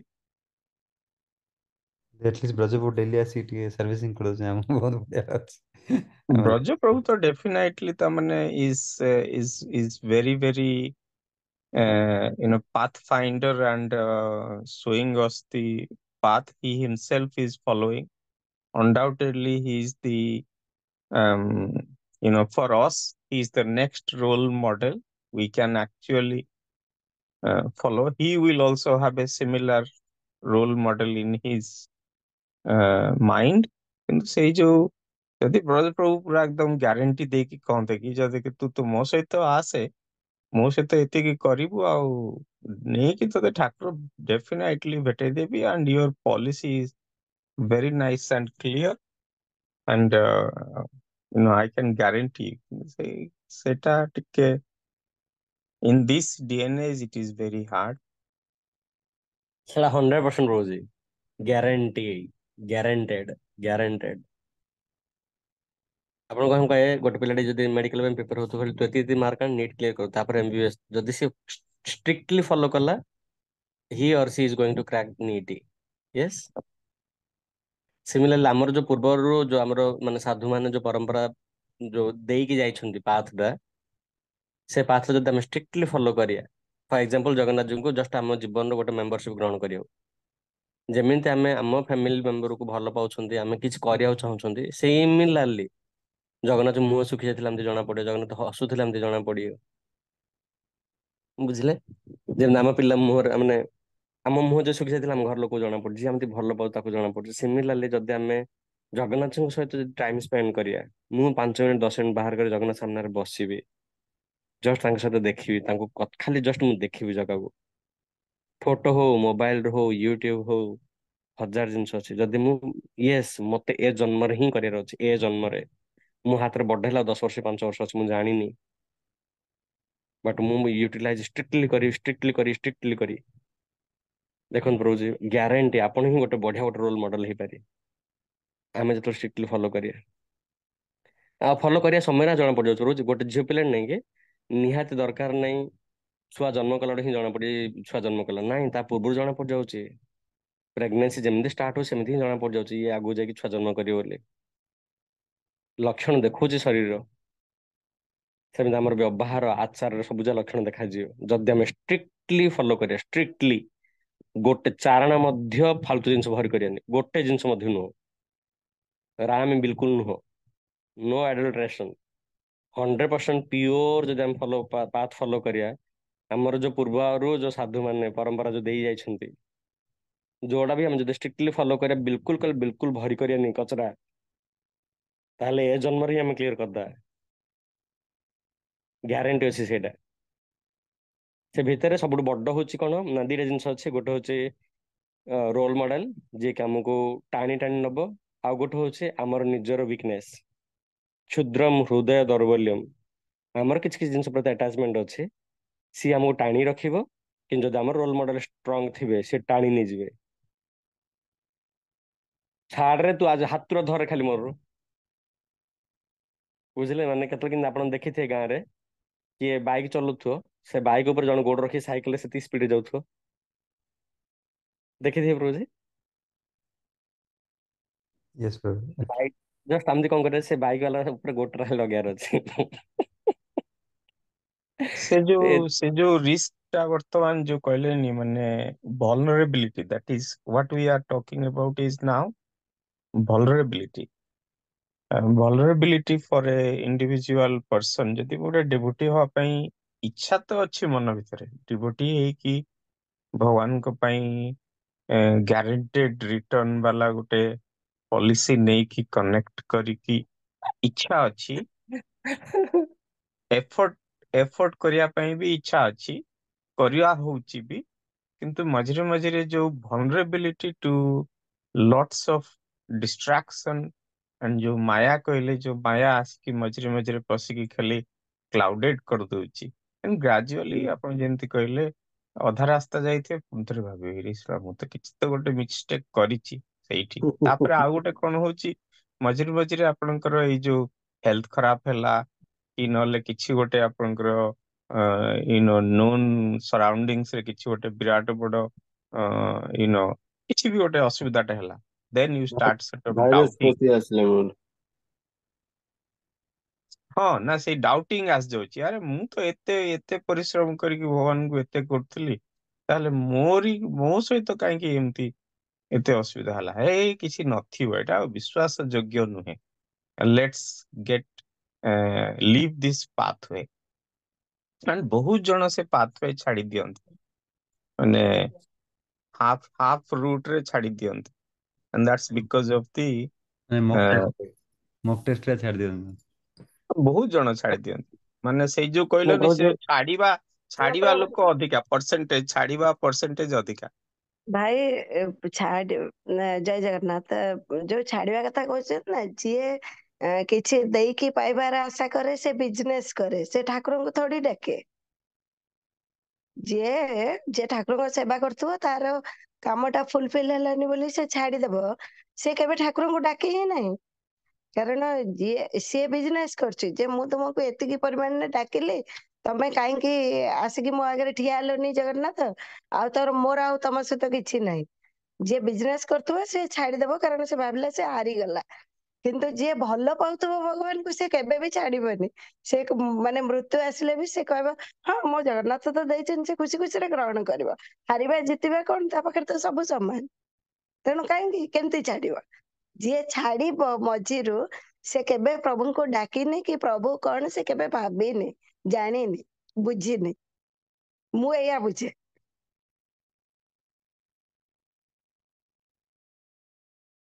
ଆରେ ଡେଫିନେଟଲି ଶୁଣନ୍ତୁ ଦ୍ୟାଟ ଇଜ ଟ୍ରୁ, ଆଉ ଦ୍ୟାଟ ଇଜ ଟ୍ରୁ। ପ୍ରଭୁଜୀ ମାଇଣ୍ଡ କାହିଁକି ନା, କ୍ଲାଉଡେଡ ହେଇଯାଏ।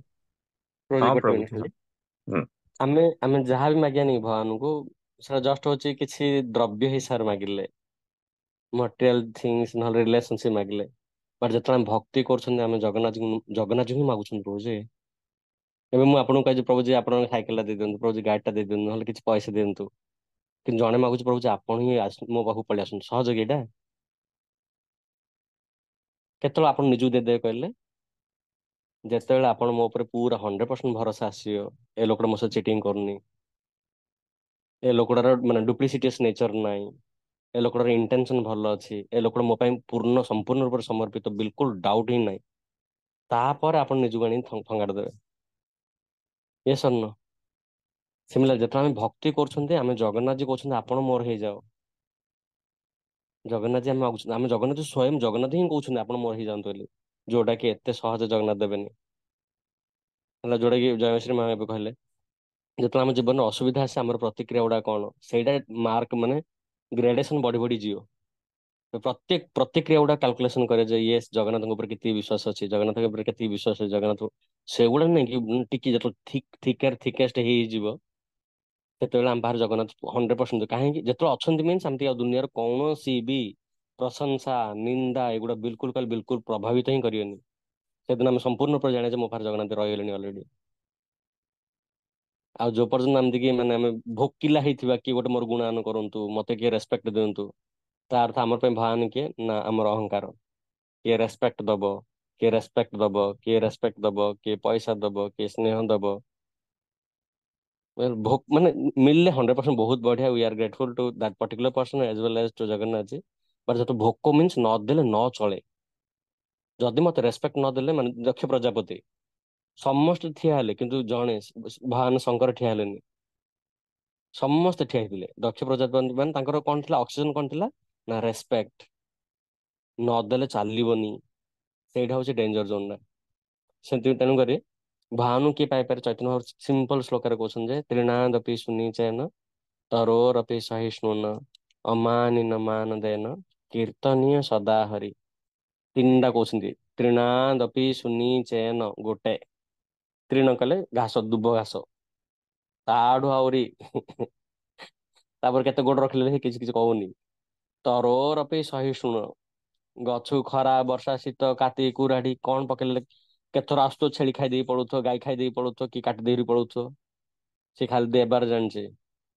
ଗୋଟେ ହଉଛି ତୃଣ, ଆଉ ଗୋଟେ ହଉଛି ବୃକ୍ଷ। ତୃଣାଦପି ସହିଷ୍ଣୁନ ତରୋରପି ତୃଣାଦପି ସୁନିଚାନ ତରୋରପି ସହିଷ୍ଣୁନ ଅମାନିନ ମାନ ଦେନ। କିଏ ମତେ ରେସ୍ପେକ୍ଟ ଦଉ ନ ଦଉ, ମୁଁ ହରେ କୃଷ୍ଣ ଜୟ ଜଗନ୍ନାଥ ଭାଇ, ଆପଣ କେମିତି ଅଛନ୍ତି? ଗୋଟେ ଦିନରେ ହବନି, ଇଏ ସେମିତି ପ୍ରଥମେ ଲାଗିବ, ଏଇଟା ମାନେ ଆପ୍ଲିକେସନ ଇନଷ୍ଟଲ ଆଉ ଟାଇମ ଲାଗିବ। ବଟ୍ ୟେସ୍, ମୁଁ ମୋ ଜଗା ପାଇଁ ଏଇଟା କରିବାକୁ ଚାହୁଁଛି। ଯଦି ମୋର ହୃଦୟ ଏଲାଉ କରୁନି, ମୋ ଅହଙ୍କାର ଏଲାଉ କରୁନି, ତଥାପି ମୁଁ କଣ କରିବି ନା ଅନ୍ୟମାନଙ୍କୁ ରେସ୍ପେକ୍ଟ ଦେବାକୁ ଚେଷ୍ଟା କରି। ହରେ କୃଷ୍ଣ ଭାଇ, ଜୟ ଜଗନ୍ନାଥ ଭାଇ, ଜୟ ଜଗନ୍ନାଥ ମା, ଜୟ ଜଗନ୍ନାଥ ଦିଦି, ଜୟ ଜଗନ୍ନାଥ ଭାଉଜ। ପ୍ରାକ୍ଟିସ କରି କରି ଗଲାଣି ନାଇଁ କହୁଛି, ଏଇଟା କିଏ ଦେଖୁଛ, ଜଗନ୍ନାଥ ଜି ଦେଖୁଛ, ପିଲା ମୋ ପିଲାଟା ମାନେ ଟ୍ରୁଲି ପ୍ରାକ୍ଟିସ କରୁଛି ମୋ ପିଲା। ଜଗନ୍ନାଥ ପ୍ରଭୁଜୀ, ଜି ଦେଖିବେ ମୋ ଯୋଉଟା ଆପଣ କହିଲେ ତାର ଓଡିଆଟା ମୁଁ କହୁଛି। ତୃଣ ଠାରୁ ନିଜକୁ ଯେ ମଣୁଥିବ ସାନ, ବୃକ୍ଷ ପରି ହୋଇଥିବ ସହନଶୀଳନ, ସର୍ବଜୀବ ପ୍ରତି ଥିବ ଆଦର ସମ୍ମାନ, ହୃଦୟ ନଥିବ ତିଳେ ମାତ୍ର ଅଭିମାନ, କରୁଥିବ ସଦାହରି ନାମ ସଂକୀର୍ତ୍ତନ, ବୈଷ୍ଣବ ଜନମାନଙ୍କ ଏହି ତ ଲକ୍ଷଣ। ୟେସ୍ ୟେସ୍, ଏଇଟା ଆକା। ତାହେଲେ ଆମେ ଜପା କରିପାରିବା ପ୍ରଭୁ ଯେ ଆମେ ମାନେ ପ୍ରଭୁ ଦୁନିଆର ସବୁଠୁ ସବୁଠୁ ରେୟାରେଷ୍ଟ କିଏ ନା ଜଗନ୍ନାଥଙ୍କୁ ପ୍ରାପ୍ତି କରିବା। ଆଇଏଏସ୍ ଇଣ୍ଡିଆର ସବୁଠୁ ଟଫେଷ୍ଟ ଏକ୍ଜାମ, କିନ୍ତୁ ତାଠୁ ଆହୁରି ବଡ କଷ୍ଟ ଏକ୍ଜାମ କୋଉଟା ନା ଜଗନ୍ନାଥଙ୍କର ସେବା ପ୍ରାପ୍ତ କରିବାଟା, ଜଗନ୍ନାଥଙ୍କର ଫେଭରାଇଟ ହେବାଟା ଏତେ ସହଜ ନାହିଁ, ଏତେ ସହଜ ନାହିଁ। ଆଉ ଏଠି ଖାଲି ଗୋଟେ ଜିନିଷକୁ ମାନେ ଯୋଉ ପ୍ରଭାବ ହବ, ସିଏ ହଉଛି ଅହଙ୍କାର। ଅହଙ୍କାର, ଅହଙ୍କାର ହଉଛି ଆମର ସବୁଠୁ ବଡ ଗୋଟେ ମଝିରେ ଯୋଉ ମାନେ ଷ୍ଟମ୍ବଲିଂ ବ୍ଲକ, ଯିଏକି ଆଲାଉ କରୁନି ଜଗନ୍ନାଥ ସେବା କରିବାକୁ, ଯିଏକି ଆଲାଉ କରୁନି ଭକ୍ତମାନଙ୍କୁ ସମ୍ମାନ ଦେବା ପାଇଁ, ଯିଏକି ଆଲାଉ କରୁନି ଭକ୍ତଙ୍କ ସେବା କରିବା ପାଇଁ, ବିଲକୁଲ ଆଲାଉ କରୁନି। ଆଇ ଏମ୍ ସମଥିଙ୍ଗ ସ୍ପେଶାଲ, ମାନେ ମୁଁ ବି ସବୁ ଜାଗା ଠିକ ଅଛି, but I M something special ଭାବୁଛନ୍ତି ଆମେ। ସେ ସ୍ପେଶାଲ ଭାବିବାଟା ହଉଛି ଜଗନ୍ନାଥ ମଝିରେ ଆମ ଭିତରେ ଅଟକେଇ ଦଉଛନ୍ତି। ଜଗନ୍ନାଥ ସବୁ ପସନ୍ଦ, ଗୋଟେ ଜିନିଷ ବିଲକୁଲ ପସନ୍ଦ ନାହିଁ। ଟୋଟାଲ ଜଗନ୍ନାଥ ପାଇଁ ପିତା ହଉଛି ଅହଙ୍କାର। ଟୋଟାଲି ଟୋଟାଲ ଟୋଟାଲ ମାନେ 56 ଭୋଗ ଭିତରେ ଏଇଟା ଦରକାର ନାହିଁ ବିଲକୁଲ, ଆଇଟମ ଟା ଦୂରେ ଦୂରେ ରଖିଏ। ସେଇଟା ହଉଛି କଣ ନା ଅହଙ୍କାର, କେମିତି ଛାଡି ହବ ପ୍ରଭୁ? ଫଲ୍ସ। ଆଁ ସେଟା କେମିତି ଛାଡି ହବ? ସେଇଟା କହୁଛି ପ୍ରଭୁ ଯେ ଇଚ୍ଛା ହଉନି ତଥାପି ଭକ୍ତଙ୍କ ସେବା କରିବେ। ଆମେ ଜଗନ୍ନାଥ ଏତିକି ଖାଲି ଇଚ୍ଛା ଦେଖା ଯେ ଭଗବାନ ମୋର ଇଚ୍ଛା ଅଛି ଅହଙ୍କାରକୁ, ଅହଙ୍କାର ଏଗନେଷ୍ଟ ଯାଇ କାମ କରିବାକୁ। ଏମିତି ନାହିଁ ଯେ ଗୋଟେ ଦିନ ଯାଇ ଦଳି ଦଳା ଦେଖି ତାପରେ ଏକ୍ସପ୍ଲଏଟ ହେଇକି ପଳେଇ ଆସିଲେ, ସେମିତି ନୁହଁ। ହେଲେ ନାହିଁ ଭିତରେ ମାନେ ମୁଁ ବର୍ତ୍ତମାନ ଆରମ୍ଭ କଲି, ତାପରେ ମାନେ ଆକ୍ଟିଂ କରିବାର। Fake it till you make it. ବର୍ତ୍ତମାନ ମୁଁ ଜଷ୍ଟ ଆକ୍ଟିଂ କରୁଛି, ମୋ ପାଖରେ ନାହିଁ ସେ ବିନମ୍ରତା ନାହିଁ ମୋ ପାଖରେ। କାଳିଆ ମୁଁ ଜଷ୍ଟ ଆକ୍ଟିଂ କରୁଛି, ନାହିଁ ମୋ ପାଖରେ। କାଳିଆ ମୁଁ ଆକ୍ଟିଂ କରୁଛି, ମୋ ପାଖରେ ନାହିଁ। ଜଷ୍ଟ ଆପଣଙ୍କୁ ଭଲ ଲାଗିବ କାଳିଆ, ତେଣୁକରି ମୁଁ ଯାଇଛି ସେ ଲୋକ ସହିତ ମିଶୁଛି। ଆପଣଙ୍କୁ ଭଲ ଲାଗେ କାରଣ ମୋର ବିଲକୁଲ ମୋର ହୃଦୟ ଆଲାଉ କରୁନି, ମାନେ ବାହାର ନିଜେ କରୁଛନ୍ତି ମାନନ୍ତି। ବାମନ ଦେବର କିଛି ଦରକାର ନଥିଲା ବଳି ମହାରାଜଙ୍କ ଗୋଡ ଧରିବାଟା, କିଛି ଦରକାର ନଥିଲା ବାମନ ଦେବଙ୍କ, କିନ୍ତୁ ଯାଇଛି କାହା ପାଇଁ ହେଲେ ନା ଇନ୍ଦ୍ରଙ୍କ ପାଇଁ ହେଲେ। ଇନ୍ଦ୍ରଙ୍କୁ ଦରକାର ଥିଲା ସ୍ଵର୍ଗ, ବାମନ ଦେବଙ୍କୁ ଦରକାର ନଥିଲା। ବଳି ମହାରାଜ ଯାଇଛି ଭିକ ମାଗିବା ପାଇଁ, କାହା ପାଇଁ ନା ଭକ୍ତ ପାଇଁ। ଭଗବାନ କିଏ ନା ଯିଏ ନିଜର ଅହଙ୍କାରକୁ ସବୁଦିନ ଛାଡି ଦଉଛନ୍ତି, କାହା ପାଇଁ ନା ଭକ୍ତ ପାଇଁ। ଭକ୍ତ କିଏ ନା ଯିଏ ପ୍ରଭୁଙ୍କର ସେବା ପାଇଁ ନିଜ ଅହଙ୍କାରକୁ ଛାଡି ଦଉଛି। ପ୍ରଭୁଙ୍କ ପାଇଁ, ପ୍ରଭୁଙ୍କ ପାଇଁ, ପ୍ରଭୁଙ୍କ ପାଇଁ। ତେଣୁକରି ପ୍ରଭୁ ଯେ ଆମେ ରାଇଟ ପାଥରେ ଅଛନ୍ତି 100%। ଆମର ଗାଡି ମାନେ କାର ସ୍ପିଡରେ କେତେ ଚାଲିଛି, ସୁଶାନ୍ତ ପ୍ରଭୁଙ୍କର 120 ଚାଲିଛି ବନ୍ଦେ ଭାରତ। ଆମର ହୁଏତ ଲୋକାଲ ଚାଲିଥିବ, କିଏ ସାଇକେଲରେ ଆସୁଛି, କିଏ ଚାଲି ଚାଲି ଆସୁଛି, କିଏ ହ୍ୱିଲ ଚେୟାର ବାଲା ଗାଡିରେ ଆସୁଛି। ତ ସମସ୍ତେ ରାଇଟ୍ ଟ୍ରାକ୍ ରେ ଅଛନ୍ତି। ଜଷ୍ଟ ଭଗବାନ ଏତିକି ପ୍ରାର୍ଥନା କରିବା, ସମସ୍ତେ ସମସ୍ତଙ୍କ ପାଇଁ ପ୍ରାର୍ଥନା କରିବା। ଆମ ସମସ୍ତଙ୍କର କିଛି ନା କିଛି ଦୁର୍ବଳତା ଅଛି, ତେଣୁକରି ଆମେ ସମ୍ପୂର୍ଣ୍ଣ ରୂପରେ ସମର୍ପିତ ହେଇପାରୁନାହାନ୍ତି, ସମ୍ପୂର୍ଣ୍ଣ ରୂପରେ ଜଣେ ଅନ୍ୟ ଜଣଙ୍କୁ ଭଲ ପାଇ ପାରୁନାହାନ୍ତି। ଯଦି ବା ଏତେ ସାରା କ୍ଲାସ୍ ଶୁଣିଲେଣି, ଜଗନ୍ନାଥ ପ୍ଲିଜ ପ୍ଲିଜ ପ୍ଲିଜ ଆମକୁ ଆହୁରି ଦିଅନ୍ତୁ, ବୁଦ୍ଧି ଦିଅନ୍ତୁ, ଶକ୍ତି ଦିଅନ୍ତୁ, ଯାହାଦ୍ୱାରା କି ସମସ୍ତଙ୍କୁ ରେସ୍ପେକ୍ଟ ଦେଇପାରୁ ନମ୍ରତାର ସହିତ, ଆଉ ଆପଣ ସେବା କଣ୍ଟିନ୍ୟୁ କରିପାରୁ। ହରେ କୃଷ୍ଣ ପ୍ରଭୁ। ଗୋଟେ ଲାଷ୍ଟ ଥିଲା ଟିକେ, ଆକ୍ଚୁଆଲି ଜେନେରାଲି ମତେ ଆଉ ଗୋଟେ ଆଙ୍ଗେଲ ଦେଖାଯାଇଛି ଯେ ଯଦି ମାନେ ଜପା କି ସବୁ କଲେ ଭାବନ୍ତି ଯେ କଣ ଗୋଟେ ତ ତାର ଗୋଟେ ଅସୁବିଧା ଥିବ, ନହେଲେ କାହିଁକି ସେ ଏ ଭିତରକୁ ଆସିଲା, ବୟସ ତ ହେଇନି। ତ ଜେନେରାଲି ଏଇ ଜିନିଷଟା ଥାଏ, ଯୋଉଟା ରିଫରେନ୍ସ ଦେଲେ ଆପଣ, ଇଭେନ୍ ଆଇଏସ୍ ଠାରୁ ବଡ ଡିଫିକଲ୍ଟ ହଉଛି ଏ ପାଥ, ବଟ୍ ଏଇଟା ମୋର ଇକୋସିଷ୍ଟମ ଟା ଏମିତି ଡିଜାଇନ ହେଇଛି, ଏଇଟାକୁ ମାନେ ଅଲଗା ୱେରେ ଦେଖାଯାଏ। କଣ ଗୋଟେ ତ ଅସୁବିଧା ହେଇଥିଲା, ଅଦରୱାଇଜ ସେଇଟା ମାଳତୀ। ବୁଝି ପୁଣି ଥରେ ପଳେଇ ଆସିଲା, ଆମେ କାହା ହିସାବରେ ବଞ୍ଚୁଛନ୍ତି ସିଏ ହୁଁ। ଡିସାଇଡ କରେ, ବାହାର ଲୋକଟା ଡିସାଇଡ କରେ ମୋ ଜୀବନରେ ସୁବିଧା ଅସୁବିଧା କଣ ଅଛି। ବାହାର ଲୋକ ଡିସାଇଡ କରିବେ ମୁଁ ମନ୍ଦିର କଣ ପାଇଁ ଯାଉଛି, ସିଏ କହିଲେ ମୁଁ ଯିବି, ସିଏ କହିଲେ ମୁଁ ଯାହା ନ କହିଲେ ଯିବି ନାହିଁ। ନାଇଁ ନାଇଁ, ମୁଁ ଯାଉଛି, ମୋ ଜାଗାକୁ ଭଲ ପାଉଛି, ମୁଁ କିଏ କଣ କହୁଛି କହୁ। So you are saying that you have to go against the ମାନେ କଣ ଯେ ମାନେ ସୋସାଇଟି ର ଥଟ୍ ୟା ଯୋଉଟା ଡିଜାଇନ ର ଏ ଏଗେନେଷ୍ଟ ରେ। ଭାଗବତ କଣ ହଁ, ସୋସାଇଟି? ମଦ ଯିଏ ପିଉଛି କଣ ସେ ସାଥିରେ ଯାଉଛି କି, ପରିବାର ଫ୍ୟାମିଲି ସାଥିରେ ଯାଉଛି କି? ଯିଏ ମଦ ପିଉଛି ସିଏ ହେଲେ ଫ୍ୟାମିଲିର ଏଗନେଷ୍ଟ ହିଁ ଯାଉଛି, ଯିଏ ଝିଅ ପିଲା ଭଲ ପାଉଛି ବା ପୁଅ ପିଲା ଭଲ ପାଉଛି ସିଏ ହେଲେ ଏଗନେଷ୍ଟ ହିଁ ଯାଉଛି। ଯଦି ମଦ ପିଇବା ପାଇଁ ଯାଇପାରିବା, ଯଦି ପଇସା କମେଇବା ପାଇଁ ଫ୍ୟାମିଲି ଏଗନେଷ୍ଟ ଯାଇପାରିବା, ଯଦି ଡିଭୋର୍ସ ନେବା ପାଇଁ ଯଦି ଏଗନେଷ୍ଟ ଯାଇପାରିବା, ସବୁଥିରେ ତ ଏଗନେଷ୍ଟ ଯାଉଛନ୍ତି, ତ ଏଇଟା କାହିଁ ଯାଇପାରିବାନି? କାହିଁ ସେଇଟା ଲେଖା ହେଇଛି ପରା, ଏଇଟାର ସିମ୍ପଟମ ଟା ଏ ଯୁଗର।